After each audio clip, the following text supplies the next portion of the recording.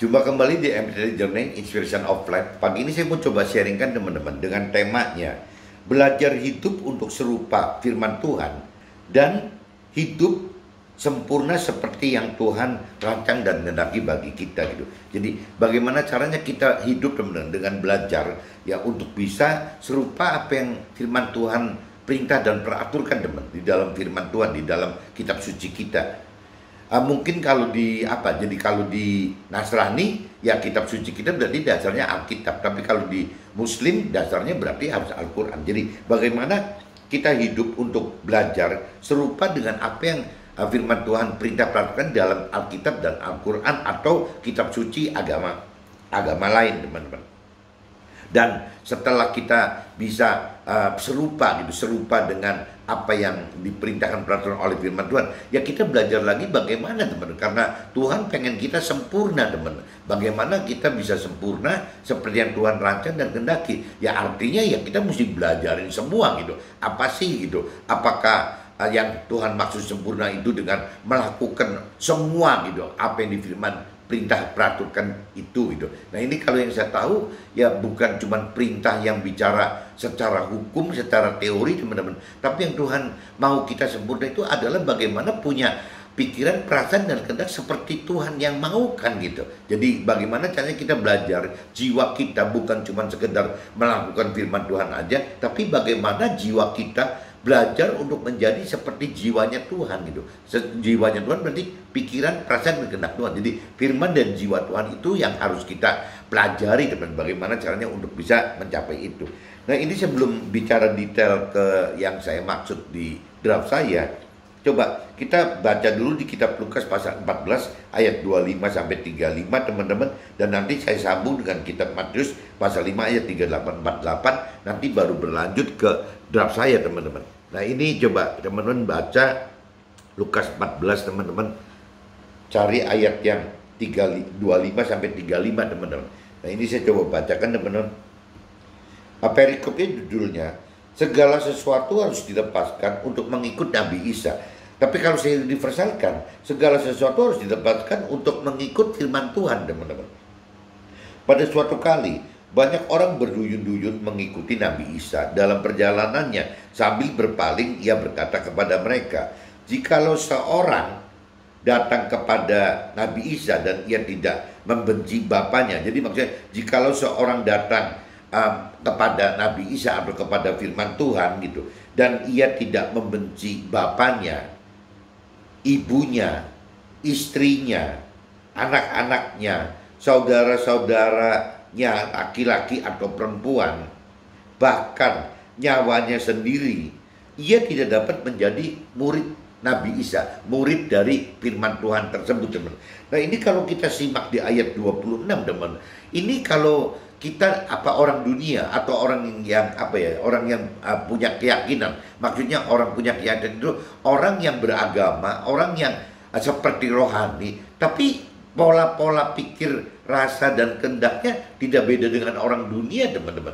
Jadi orang dunia itu mungkin saya artikan di sini orang yang belum atau tidak mengenal Tuhan Tuhan Allah secara benar-benar gitu, masih acuh-acuh saja, dan juga belum tahu sama sekali urusan firman Tuhan itu benar-benar murni orang dunia teman-teman. Tapi kalau orang berkeyakinan itu umumnya orang sudah beragama teman, bukan tidak beragama, orang yang beragama dan percaya Tuhan, tapi balik lagi dasar percaya Tuhannya dari jiwanya si orang keyakinan tersebut, dari pikiran, perasaan dan kehendaknya orang manusia tersebut gitu teman, bukan dari dasarnya pikiran perasaan dari kehendak Tuhan yang ada di dalam firman Tuhannya teman-teman.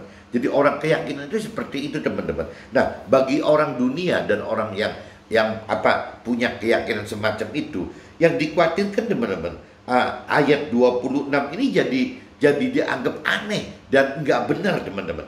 Jikalau seorang datang kepada firman Tuhan, maksudnya melakukan firman Tuhan, dan ia tidak membenci bapaknya, ibunya, istrinya, anak-anaknya, saudara-saudaranya laki-laki atau perempuan, bahkan nyawanya sendiri, ia tidak dapat mengikuti yang menjadi pengikut daripada firman Tuhan tersebut teman-teman. Nah ini kan anggapnya Kalau salah persepsi, kalau pengenalan pengertiannya belum dalam, persepsinya ini firman kok ngajarin kita mesti membenci gitu.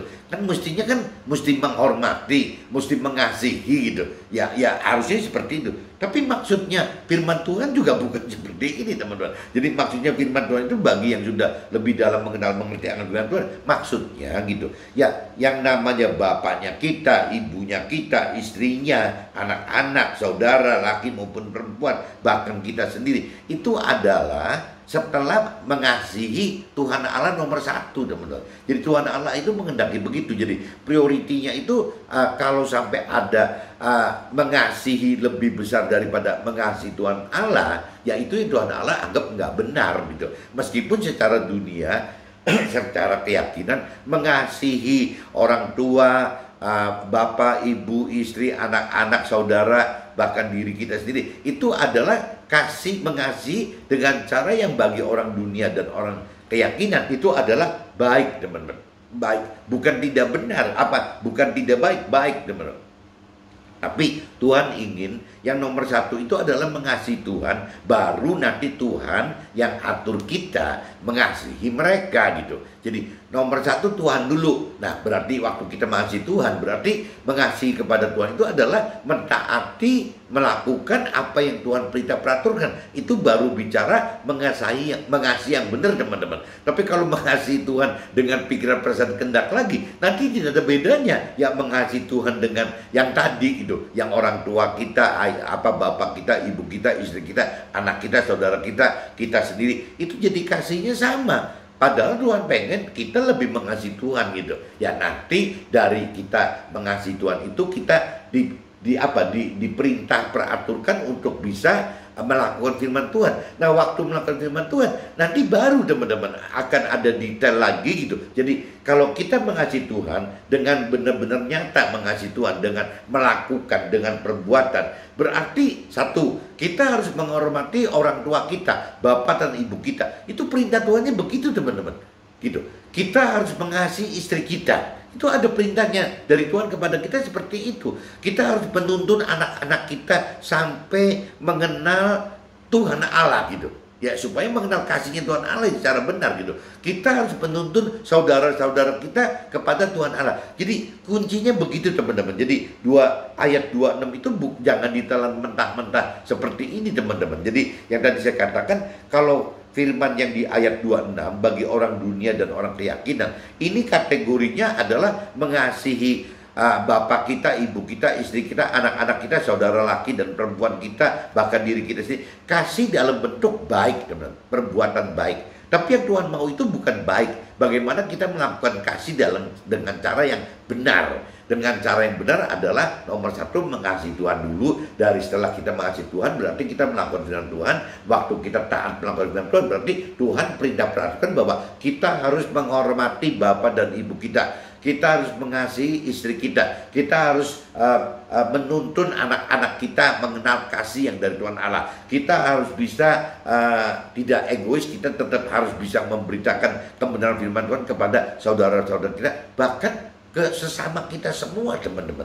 Jadi ayat 26 itu kalau bagi yang tidak dalam mengenal mengerti akan firman Tuhan, ditelan mentah-mentah seperti ini teman-teman. Jadi kesannya ini firman kok nggak benar ya, mesti membenci gitu. Tapi kalau kita sudah lebih mengerti akan firman Tuhan, maksudnya jadi kita tahu bahwa maksud Tuhan itu seperti itu. Mudah-mudahan teman-teman bisa nangkap maksud saya teman-teman. Ini ceritanya seperti itu kalau di ayat 26-nya gitu. Nah kalau kita bicara di ayat 27-nya, barang siapa tidak memikul salibnya dan mengikut firman Tuhan, ia tidak dapat menjadi murid yang melakukan firman Tuhan tersebut gitu. Jadi mesti tetap memikul salib teman-teman. Berani memikul salib dan benar-benar taat mengikuti perintah dan peraturan firman Tuhan itu. Nah baru kita bisa menjadi pelaku firman Tuhan gitu. Sebab siapakah di antara kita yang kalau mau mendirikan sebuah menara tidak duduk dahulu membuat anggaran biayanya, kalau cukup uangnya untuk menyelesaikan pekerjaan itu, supaya jikalau ia sudah meletakkan dasarnya dan tidak dapat menyelesaikannya, jangan-jangan semua orang yang melihatnya mengejek dia gitu. sambil berkata orang itu mulai mendirikan tetapi ia tidak sanggup menyelesaikannya. Ini cerita kalau diumpamakan seperti kalau kita mau mengikuti firman Tuhan, benar diibaratkan seperti orang mau bikin menara gitu. Jadi kalau kita nggak benar-benar dalam mengenal mengerti akan firman Tuhan, rasanya juga di tengah jalan juga akan ditinggalkan, benar tidak mau jadi pengikut atau pelaku firman Tuhan lagi. Firman Tuhan ingatkan seperti itu. Jadi kita benar-benar harus mengenal beneran Tuhan, mengenal firman Tuhan, harus mampu mengenal mampu mengerti firman Tuhan, harus mampu melakukan firman Tuhan. Nah ini nggak jauh-jauh benar. Waktu kita mengenal lebih dalam, kita akan tahu bahwa ya sering saya sharingkan itu bahwa manusia itu terdiri bukan cuma dua, tubuh dan jiwa seperti orang manusia dunia pada umumnya mikir begitu, atau mungkin orang keyakinan juga mikir begitu. Manusia itu cuma jiwa tubuh dan jiwa saja. Tapi pengenalan yang dalam akan firman Tuhan akan menyebabkan kita tahu bahwa kita ini bukan dua unsur tapi ada tiga, ada tubuh, jiwa dan roh. Itu satu. Kedua, makin dalam lagi kita akan mengenal bahwa ada roh Tuhan yang ditempatkan Tuhan di dalam roh kita. Nah berarti bagaimana menghidupkan roh Tuhan? Waktu kita sudah mengenal ini, ya otomatis kita akan menghidupkan roh Tuhan. Waktu kita menghidupkan roh Tuhan, berarti kita akan tahu gitu, mengerti apa yang Tuhan pikir, perasa dan kehendaki untuk firman-firman tersebut gitu. Begitupun juga karena ada roh Tuhan di dalam kita, kita jadi mampu melakukan firman Tuhan. Kalau kita tidak, ya itu yang tadi firman katakan di ayat 2 ini harus memikul salib di ayat 27 gitu. Kalau tanpa ada roh Tuhan kita tidak akan mampu bagaimana memikul salib, memikul penderitaan untuk bisa melakukan firman Tuhan itu kita nggak mampu. Jadi untuk mengenal jelas kita nggak terlalu butuh roh Tuhan, tapi begitu untuk mampu mengerti firman Tuhan, untuk mampu melakukan firman Tuhan, itu kita harus hidupkan roh Tuhan. Tanpa bisa hidupkan roh Tuhan, kita nggak mungkin akan mampu memikul salib itu gitu. Sebab siapakah di dalam kita yang kalau mau ini cerita yang tadi menara tadi kan. Jadi kalau kita tidak punya kedalaman mengenal, tidak punya kemampuan mengerti, tidak punya kemampuan melakukan firman Tuhan, maksudnya di sini ya nanti semua orang akan mengejek gitu sambil berkata orang ini mulai mendirikan tetapi ia tidak sanggup menyelesaikannya. Jangan sampai kita mengikut sebagai pelaku firman Tuhan itu berhenti di tengah jalan. Banyak nggak yang berhenti? Banyak kali. Bukan cuma kita saja, mentor rohaniawan pun banyak yang berhenti di tengah jalan teman-teman. Karena ya itu ke dalam pengertian akan firman Tuhannya belum ada dan belum bisa menghidupkan roh Tuhan di dalam kehidupan memang sehari-harinya mereka gitu. Jadi akhirnya meskipun mereka mentor rohani lebih mengerti akan teori-teori firman Tuhan, tapi tidak bisa gitu menghidupkan firman Tuhan itu dalam kehidupannya si orang mentor rohani atau rohaniawan tersebut teman-teman. Itu kan yang disayangkan teman-teman. Jadi diumpamakan menara itu jadi gagal gitu. Atau ini ada umpama kedua gitu, atau ini 31 gitu, ayat 31. Atau raja manakah yang kalau mau pergi berperang melawan raja yang lain tidak duduk dahulu untuk mempertimbangkan apakah dengan 10.000 orang ia sanggup menghadapi lawan yang mendatanginya dengan 20.000 orang. Nah ini kalau cerita tadi menara ini cerita perang teman-teman. Jadi kalau kita seorang raja punya 10.000 pasukan gitu, ya tahu-tahu musuhnya ada 20.000. Nah apa kita nggak ngitung dulu gitu? Apa kita ini bakal menang atau kalah gitu? Pasukan kita kan udah beda separuh, tinggal separuh. Nah kalau memang kita hitung bakal kalah, nah ini firman ajarin. Jikalau tidak, ia akan mengirim utusan selama musuh itu masih jauh untuk menanyakan syarat-syarat perdamaian. Jadi maksudnya kalau memang kita udah rencanakan kita perhitungan kalah gitu dengan 10.000, ya lebih baik kita datangin musuh kita, ya bikin kalau mau damai gimana sih caranya gitu, hitungan damainya. Firman katakan begitu teman-teman. Demikian pula lah tiap-tiap orang di antara kita yang tidak melepaskan dirinya dari segala miliknya tidak dapat menjadi muridnya gitu. Tidak dapat melakukan firman tersebut. Garam memang baik, tetapi jika garam juga menjadi tawar, dengan apakah ia diasinkan? Tidak ada lagi gunanya baik untuk ladang maupun untuk pupuk, dan orang membuangnya saja. Siapa mempunyai telinga untuk mendengar, ya hendaklah ia mendengar. Maksudnya gitu teman. Tapi ini khusus ini saya jadi gatal mau ngejelasin teman-teman. Ini cerita yang tadi raja punya 10.000, musuhnya 20.000 pasukan gitu. Ya, jikalau tidak, ia akan mengirim utusan selama musuh itu masih jauh dan untuk menanyakan syarat perdamaian.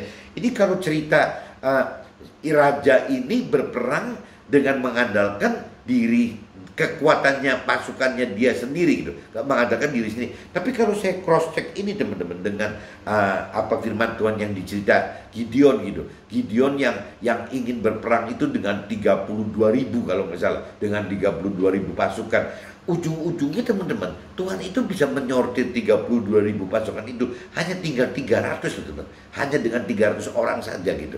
Nah, jadi memang kalau kembali lagi, kalau kita berperang pakai rasio, ya tadi di firman ini katakan begitu. Awas, hati-hati kalau kita cuma punya 10.000, bagaimana bisa melawan yang 20.000? Itu kalau bicara pakai rasionya. Tapi kalau bicara dari cerita Gideon gitu, ya Tuhan yang ajarin Gideon seperti itu. Bagaimana berperang yang mestinya punya pasukan 32.000 gitu ya. Akhirnya Tuhan atur hanya tinggal 300 teman. Hanya dengan 300 orang saja Gideon bisa memenangkan peperangan. Itu kalau kita tidak mengandalkan diri sendiri, tapi memang kita ada connect dengan Tuhan, ya ada komunikasi dikasih dengan Tuhan, sehingga Tuhan yang arahkan kita seperti itu teman-teman. Jadi memang cara Tuhan itu beda teman. Coba kalau cerita di ayat ini gitu, di 32-33 ini, ya ceritanya kalau bicara pakai pemikiran seperti tadi bangun menara tadi teman, seperti orang perang dengan cara rasio normal, ya firman Tuhan ajarkan seperti itu. Nah, ini saya udah bacakan di kitab Lukas pasal 14 ayat 25-35 teman-teman.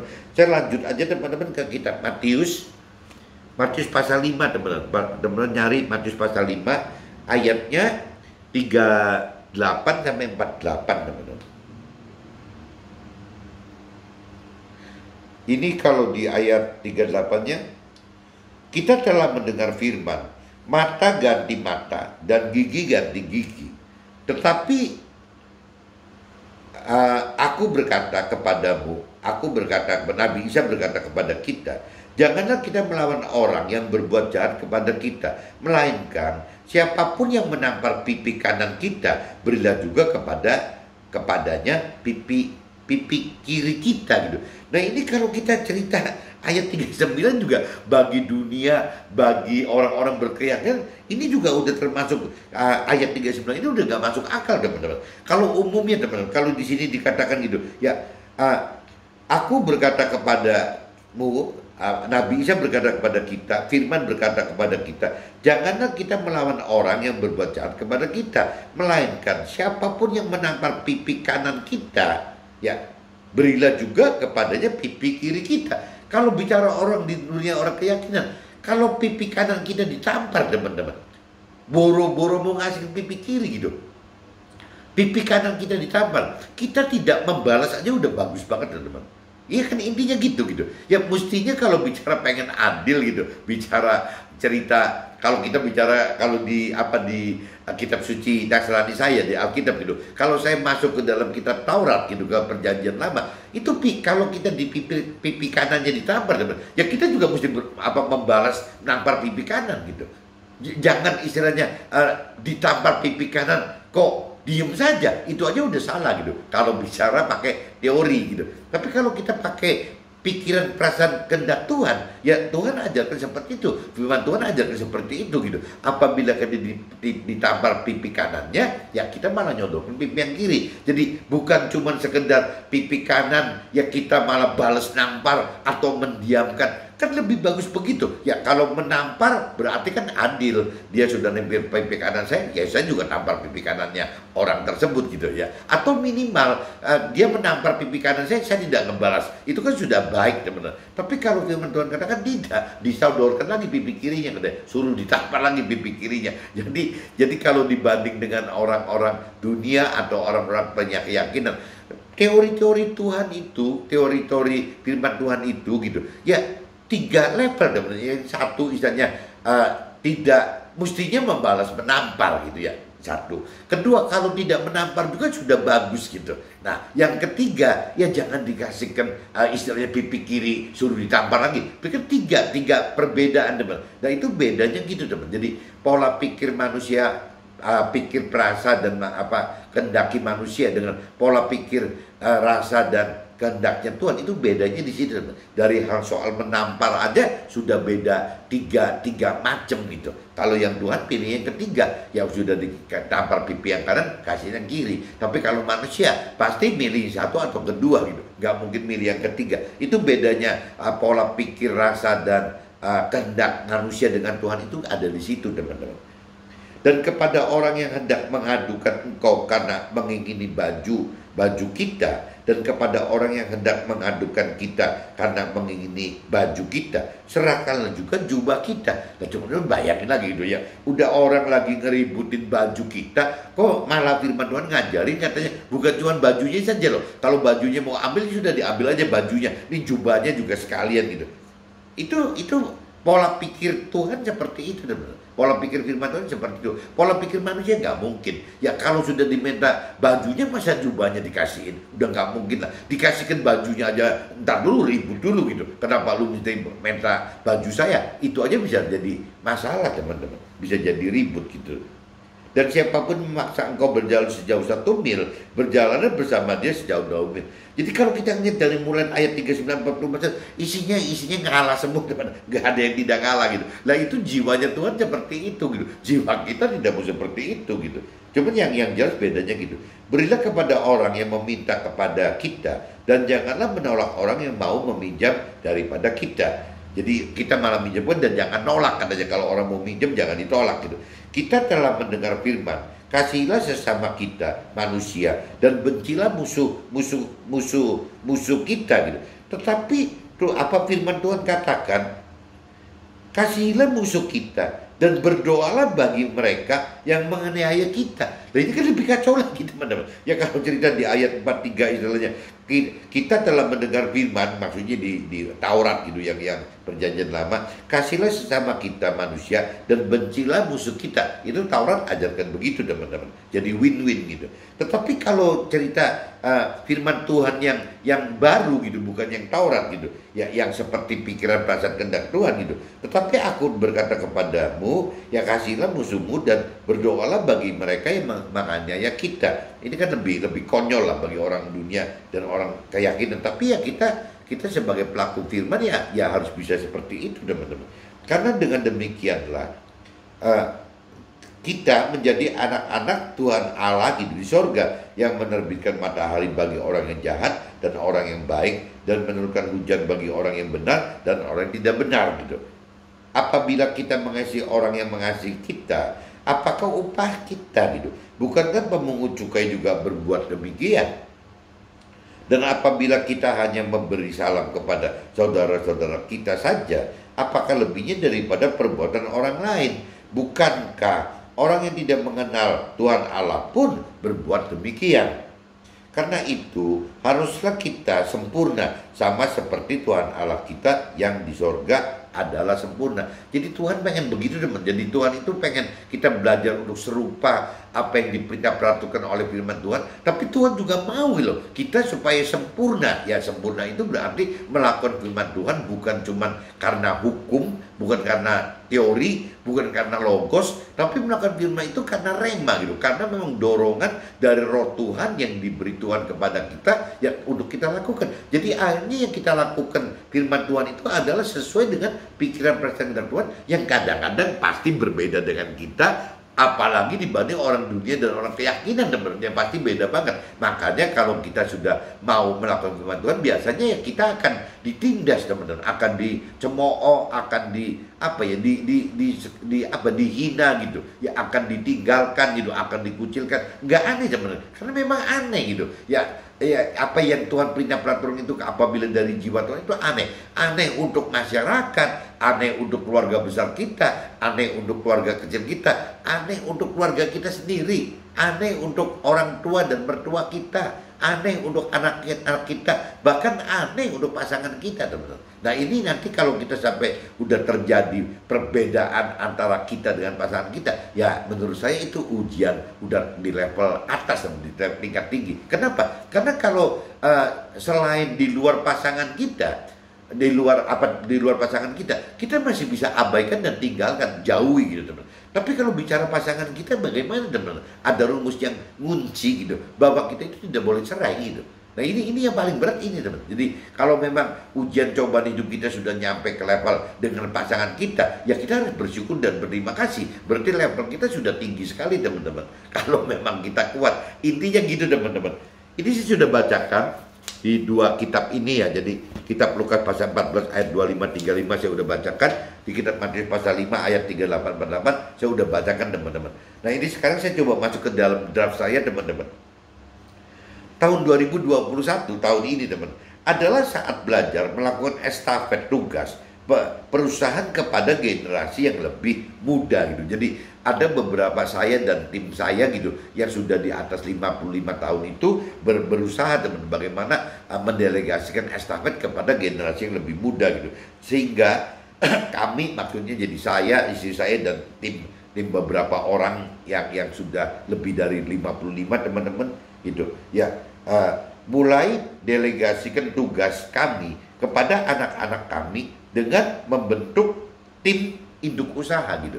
Jadi dari pengalaman kita yang sudah lebih sepuh gitu ya, rasanya karena kita ada beberapa divisi operasional, akhirnya disimpulkan kita kayaknya mesti bikin induk usaha gitu ya, untuk yang menaungi beberapa divisi operasional itu supaya jadi lebih bagus dan lebih tertib, lebih benar gitu kerjanya. Itu jadi kita mau bikin itu, ada tim induk usaha. Kalau induk usaha tuh kalau bahasa Inggrisnya holding company teman. Jadi perusahaan yang menginduki beberapa divisi usaha kita gitu, namanya holding company, tapi saya sebutnya induk usaha aja, agar perusahaan dapat lancar sekaligus berkembang secara maksimal menjadi berkat untuk internal dan eksternal.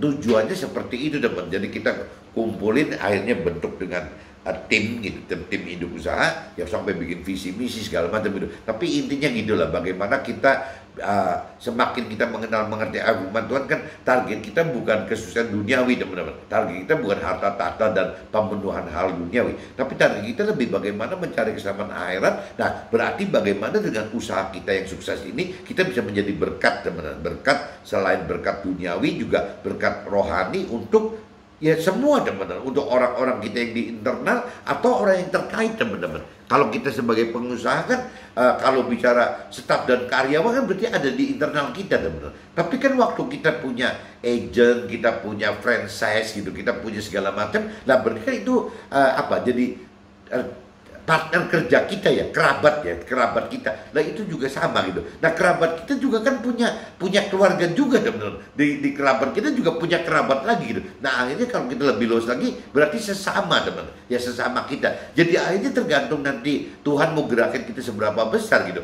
Nah kalau kita udah besar sekali sampai masuk ke masyarakat, ya berarti kita mesti bikin kayak yayasan atau foundation gitu yang bisa menjangkau lebih luas lagi teman-teman. Nah foundation pun relatif teman-teman. Yayasan itu relatif, mau bicara sekupnya domestik lokalan aja kota kita, atau kita mau coba besarkan sampai sekarisidenannya gitu, atau kita mau gedein lagi seprovinsinya atau sepulau atau senegara, yaitu tergantung kita dan Tuhan. Tuhan mau pakai kita seberapa besar teman. Tapi intinya begitu teman. Bagaimana caranya ya setelah kita lebih mengenal-mengerti firman Tuhan, kita pengen besarkan usaha itu bukan dengan target sukses duniawi, tapi lebih ke dalam keselamatan akhirat untuk diri kita sendiri dan ya sesama kita gitu. Nah sesama kita dan bisa kotak-kotakin jadi bedanya gitu teman-teman. Sesama kita itu berarti ada internal orang staf dan karyawan kita, ada juga eksternal yang ngaitnya dengan kerabat kita ya, maupun keluarga kerabat kita dan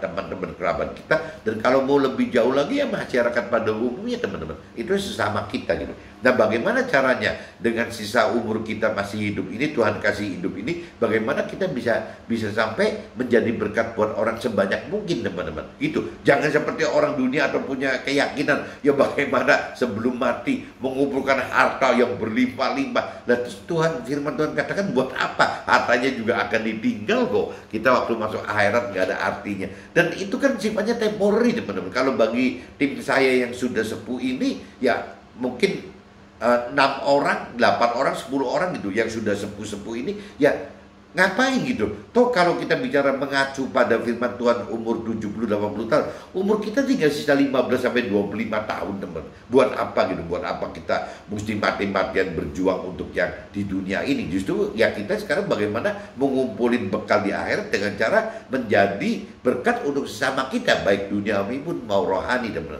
Itu yang kita sedang targetkan itu, teman-teman. Tapi kalau dalam bentuk perusahaannya ya dengan bagaimana kita membuat hidup usaha untuk bisa estafet kepada generasi lebih muda gitu.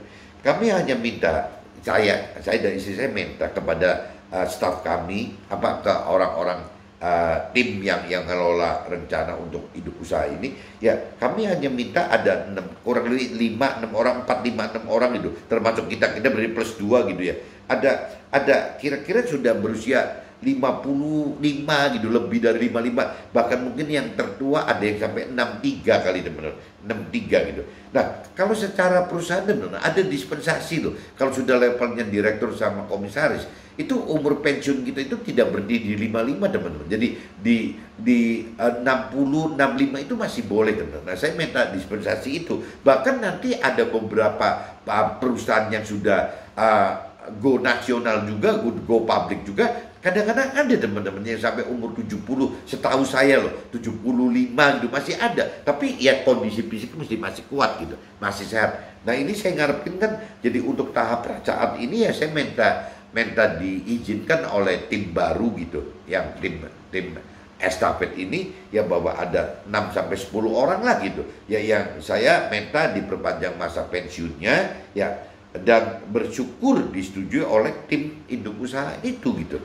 Selama staf tersebut ada di fungsi komisaris, yaitu tim induk usaha ngasih syarat, ya boleh, cuman kalau bisa ditaruh di fungsi komisaris gitu, jadi tidak terlalu menghalangi. Jadi kami berdua, saya dan istri saya sebagai pemilik kan gitu, ya kita menempatkan fungsi-fungsi komisaris. Saya dan istri saya diduduk di fungsi komisaris di induk usahanya, teman-teman. Tapi staf saya yang sudah sepuh itu saya tempatkan di komisaris divisinya gitu. Jadi tidak mengganggu yang generasi muda kita, teman-teman. Nah, saya sering bincang-bincang dengan 6 orang komisaris yang diperpanjang masa kerjanya gitu. Ada 3 orang, ini yang kasihan itu ada 3 orang terkena COVID-19, teman-teman. Jadi dari antara staf kita yang kita pilih jadi komisaris itu ada 3 yang sudah terkena COVID, teman-teman. Tapi bersyukur dapat sembuh gitu. Jadi dari 3 orang itu kan punya pengalaman mati dan hidup gitu loh. Ya, sehingga kami sering ingatkan, sembuh dari COVID-19 itu seperti Tuhan memberikan kesempatan hidup kedua kalinya loh. Ya saya sering ingat itu. Ya kalau memang kita yang belum kena COVID mau merasakan hidup yang kedua kalinya, jangan-jangan harus kena COVID dulu, teman-teman. Tapi kan kacau, masa kita mesti kena COVID. Rasanya nggak usah kan, dari keluarga kita, dari teman-teman kita, dari staf kita, kan kita bisa pelajarin bahwa orang kena COVID itu sampai gimana sih gitu loh. Ya harusnya kalau menurut saya, kalau benar sampai benar-benar kena COVID dan terselamatkan. Banyak orang yang cerita kena COVID itu seperti jadi hidup yang kedua kali, teman-teman. Orang yang berangasan, yang brutal, yang berani, yang pintar gitu. Begitu selesai sembuh dari COVID gitu. Itu cuma 15 hari kan masa benar-benar gawatnya gitu. 15 hari itu yang membawa berkat rohani, teman-teman. Orang-orang yang seperti itu gitu, orang yang tadinya percaya Tuhan separuh-separuh, orang yang hanya punya keyakinan. Setelah kena COVID ada 2, teman-teman. Ada yang berubah jadi radikal positif gitu, maksudnya benar-benar percaya sama Tuhan dan mengikuti. Tapi juga ada yang ternyata acuh-acuh aja tuh gitu. Nah, saya ingatkan ke staf saya yang ini ya logikanya kalau sudah kena COVID begitu, ya minimal harus berubah dong. Ya bagaimana caranya, ini adalah hidup yang kedua kalinya gitu. Nah, dan kami sampaikan, apakah peluang hidup kedua serta peluang karir perpanjangan masa pensiun akan dipergunakan untuk belajar hidup serupa firman dan sempurna seperti yang Tuhan rancang dan kehendaki. Saya kadang-kadang sering ingetin gitu, teman-teman. Ya daripada kita cuma dapat pelajaran pensiun buat apa gitu ya. Kita diberi Tuhan hidup yang kedua, diperpanjang hidup keduanya gitu. Karena memang sembuh dari COVID, juga buat apa kalau cuma hidup, cuma menunggu meninggal lagi gitu pada umur 78 tahun, kan nggak ada gunanya. Tuhan membuat kita begini kan pasti dengan maksud gitu. Nah, saya cuma sederhana ingatkan seperti itu. Nah, kalau kita lihat di kitab Lukas sebenarnya pasal 14 ayat 26 dan 27, jikalau seorang datang pada firman Tuhan gitu dan ia tidak membenci bapaknya yang tadi kan, ibunya, istrinya, anak-anaknya, saudara-saudara laki-laki atau perempuan, bahkan nyawanya sendiri, ia tidak dapat menjadi ya pelaku firman Tuhan gitu.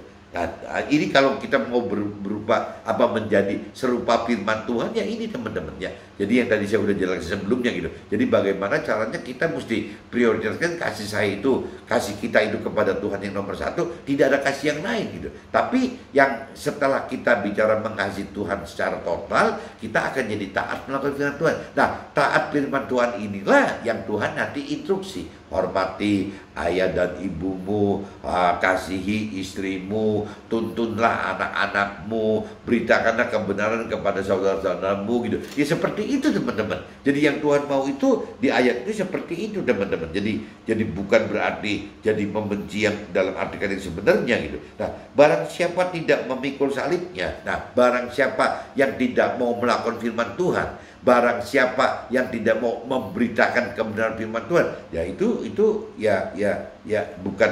Kalau di sini dikatakan barang siapa tidak memikul salibnya dan mengikut menjadi pelaku firman, ia tidak dapat menjadi ya murid-muridnya si Nabi Isa itu gitu ya, sebagai pelaku firman itu teman-teman. Jadi memang melakukan firman itu kalau yang saya tahu itu ada dua ujungnya teman, bagaimana melakukan firman Tuhan, dan sebenarnya ada satu lagi teman-teman, bagaimana mengajarkan firman Tuhan gitu. Bedanya kalau bila melakukan firman Tuhan adalah masuk ke dalam surga, di dalam warga surga, menjadi warga surga gitu. Tapi apabila mengajarkan firman Tuhan itu bukan cuma sekedar masuk dalam surga, bukan menjadi warga surga, tapi menjadi tim gitu, tim kerajaan surganya Tuhan. Bedanya di situ. Itu firman Tuhan yang katakan seperti itu teman-teman. Jadi bedanya di situ. Tinggal kita mau targetkan kita di mana gitu.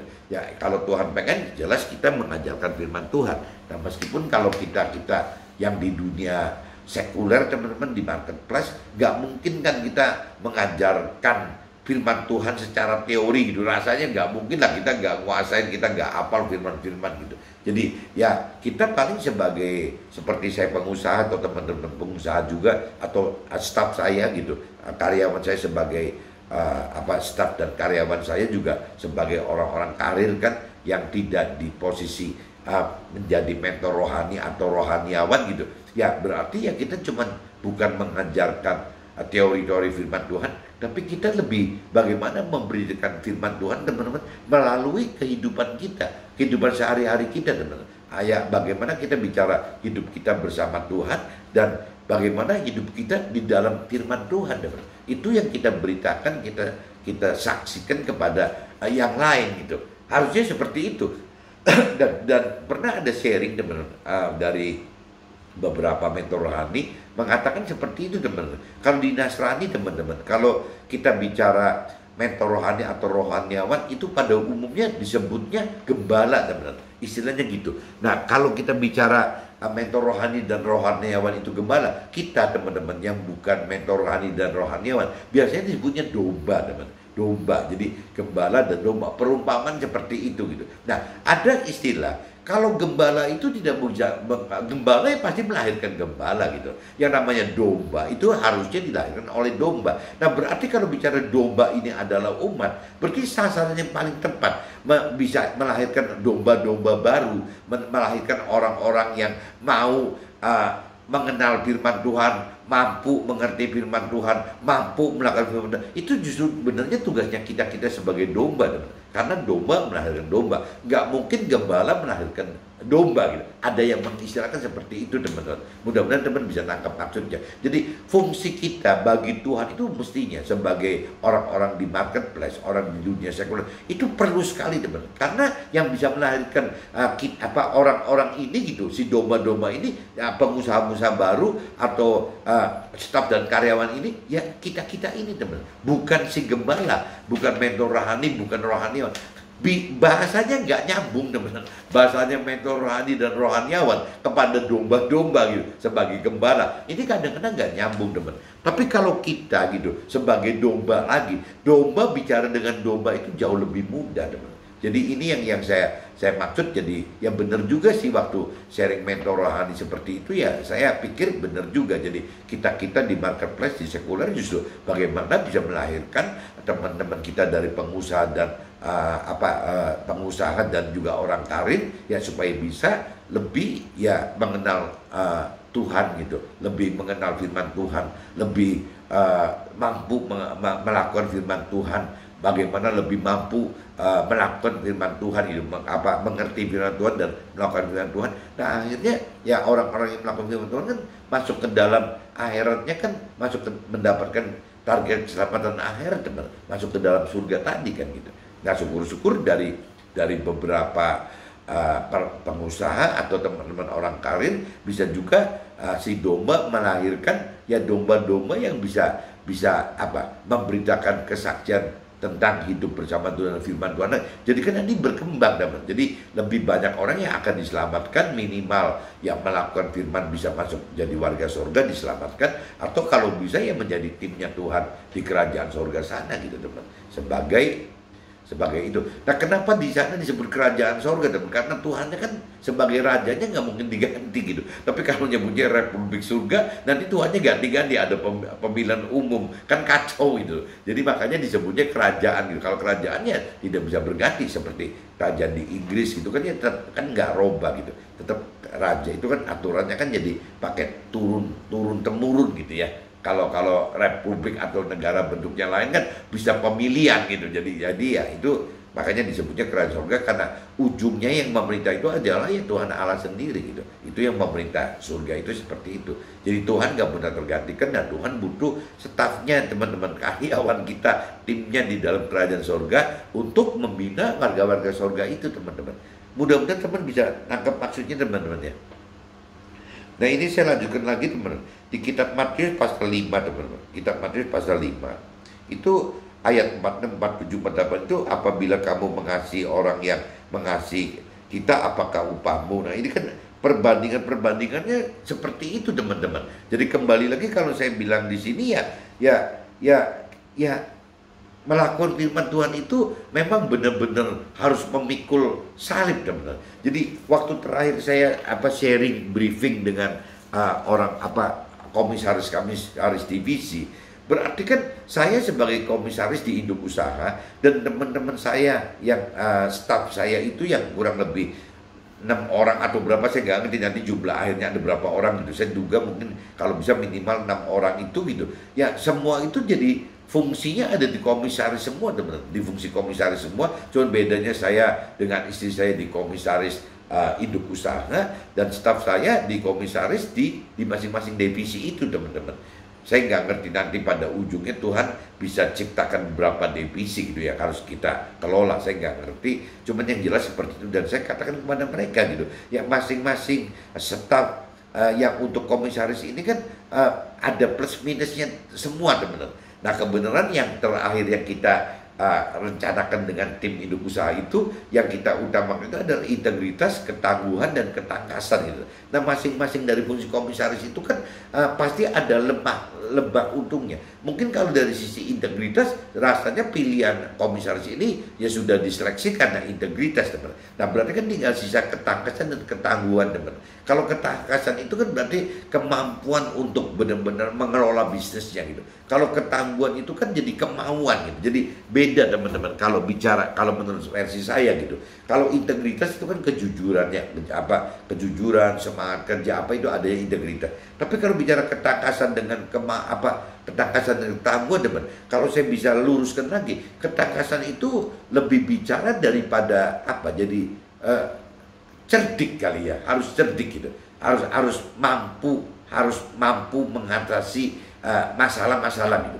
Tapi kalau cerita ketangguhan, teman-teman, itu kan bicaranya bukan cuma soal kemampuan saja, teman-teman, tapi ketangguh itu lebih lari ke soal kemauan, teman-teman. Jadi kalau menurut saya sih, jadi ketangkasan itu lebih arahnya kepada kemampuan staf saya gitu untuk mampu menjadi pelaku bisnis gitu. Nah, tapi kalau bicara ketangguhan itu lebih ke arah kemauan, teman-teman. Kemauan untuk ini. Nah, ini kembali lagi, teman. Kalau soal kemampuan atau kemauan, di luar integritas. Kalau integritas kan banyaknya lulus semua, teman-teman. Tapi kan kalau bicara 3 syaratnya, integritas, ketangkasan dan kemauan, bahkan nyantelnya kalau untuk komisaris itu integritasnya selamat, tapi yang kecantol itu 2 ini, teman-teman. Ada komisaris yang bakal nanti lemah di kemampuannya, tapi unggul di kemauannya. Tapi juga ada yang ada juga yang nanti kemauannya malah lemah, teman-teman.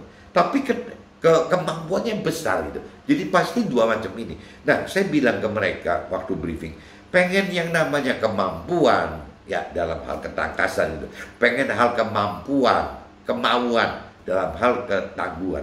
Saya bilang pengen kemampuan di ketangkasan, pengen kemauan di ketangguhan, dua-duanya itu kembali lagi loh. Ya, kita benar-benar pengen all out nggak gitu ya? Dengan sisa umur kita ini, ya kita berani nggak terapin yang tadi, yang istilahnya di kitab di kitab Lukas pasal 14 ayat 26-27, teman-teman. Jadi kita belajar hidup di dalam kehidupan kita yang kedua, apalagi orang yang teman-teman sudah kena COVID gitu ya, itu satu. Kedua, yang umurnya udah sepuh, teman-teman, mestinya 55 pensiun, sekarang masih diperpanjang. Berarti kan orang yang diberi kesempatan hidup kedua kalinya, teman-teman, dalam hal karir loh. Nah, saya bilang ke mereka gitu, bisa nggak sih kita all out? Ya, kita coba benar-benar menjadi pelaku firman. Contoh, yang biasanya terlalu ya mengasihi istrinya, mengasihi orang tua, mengasihi anaknya, ya bisa nggak sih kita pakai rumus di kitab Lukas pasal 14 ayat 26-27 itu gitu. Ya, kita sekarang berubah, bukan mengasihi mereka. Karena di sini firman-Nya memberitakan seperti itu. Jikalau seorang datang pada Tuhan dan orang itu tidak membenci bapaknya, ibunya, istrinya, anak-anaknya, saudara-saudara laki-laki, saudara-saudaranya laki-laki atau perempuan, bahkan diri sendiri gitu. Ya, itu tidak layak gitu. Ya, bagaimana hidup dengan melakukan firman dan hidup dengan mengandalkan Tuhan. Jadi saya jelaskan ke mereka itu, ya gampangnya gini loh. Bisa nggak sih kita umurnya sudah segini, bisa nggak sih kita benar-benar prioritaskan akhir hidup kita ini benar-benar ya nomor 1 Tuhan gitu loh. Jadi kalaupun nanti kesannya waktu kita nomor 1 ke Tuhan, bagi orang yang biasa mengasihi istrinya, ya berarti kan nanti akan istrinya cemburu, istrinya akan mulai marah-marah gitu. Ya, biasa orang yang mengasihi anaknya, sekarang orang tersebut lebih mengasihi anaknya, juga akan cemburu, akan marah-marah gitu. Ya akan mengalami seperti itu gitu. Nah, kalau benar kita sudah dicemburui oleh istri kita atau pasangan kita sudah dicemburui oleh orang tua kita, mertua kita juga, kita sudah dicemburui oleh anak-anak kita sudah dicemburui oleh saudara-saudara kita, karena kita lebih bertuhan-tuhan gitu. Nah, itu berarti pertanda yang sudah benar, teman-teman, bahwa kita itu benar-benar sudah hidup di jalur yang seperti Tuhan rancang dan kehendaki, teman-teman. Jadi salah satu parameternya itu, teman-teman. Jadi kalau sampai seorang pasangan kita, saya misalnya istri saya sampai marah-marah, ini orang suaminya gila nih, udah benar-benar apa-apa Tuhan lagi, sampai nggak kayak napak di bumi katanya. Nah, itu berarti udah pertanda benar, teman-teman.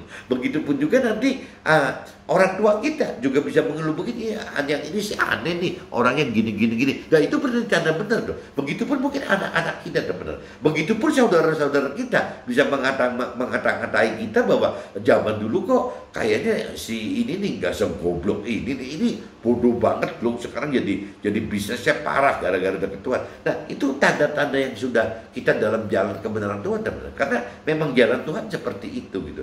Nah, ini saya maksud belajar itu, jadi kita mesti berani berubah, teman-teman. Kalau kita mau belajar hidup untuk serupa dengan firman Tuhan dan hidup sempurna seperti yang Tuhan rancang kehendaki, ya itu tadi katakan, apakah kita bisa nggak kuat memikul salibnya gitu, yang di ayat ini kan, yang di ayat kitab Lukas 14 ayat 27 tadi. Jadi bagaimana kita bisa melakukan firman seperti yang firman perintah peraturan. Nah, itu yang memang bertentangan dengan dunia dan orang-orang keyakinan.